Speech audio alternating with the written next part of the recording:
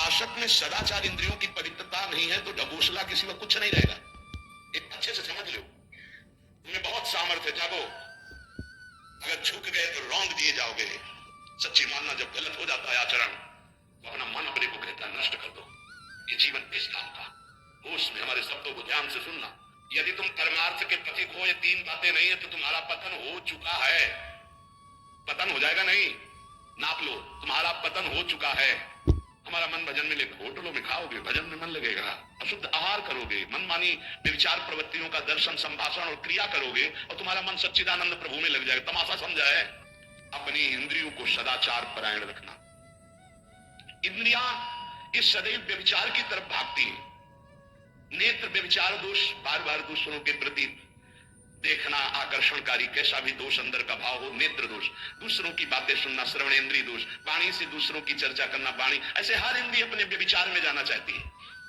सदाचार परायण उपासक होता है। कल की बात है, कल चिंतन हो रहा था श्रीमद् भगवद गीता जी का। अगर उपासक में सदाचार इंद्रियों की पवित्रता नहीं है तो ढबूसला किसी का कुछ नहीं रहेगा। एक अच्छे से समझ लो, इंद्रियों का विलास चल रहा, खुला अनुभव दिखाई देता है, खुला एक दृष्टि होती है, उसमें दिखाई देता है। अंतर में ब्रह्म बैठा हुआ शांत मौन है और ये समझ नहीं पा रहा, केवल नाटक पे लगा हुआ है। अपना मन, अपनी इंद्रियां यदि संयम में नहीं है, सदाचार में नहीं है तो ढबूसला ही है, आडंबर ही है, नाटक ही है। पक्का समझ लीजिए। अगर वो संयम ही नहीं है, जितेंद्रिय नहीं है, मनोनिग्रह नहीं, तो अध्यात्म क्या है? क्या प्रवचन हो रहा है? किस बात का प्रवचन हो रहा है? जो अनुभव हुआ उसका हो रहा है, शास्त्र सम्मत हो रहा है। जितेंद्रियता नहीं, इंद्रिय निग्रह नहीं, मनोनिग्रह नहीं, अर्थात इंद्रिय और मन शास्त्राज्ञा के अनुसार चले।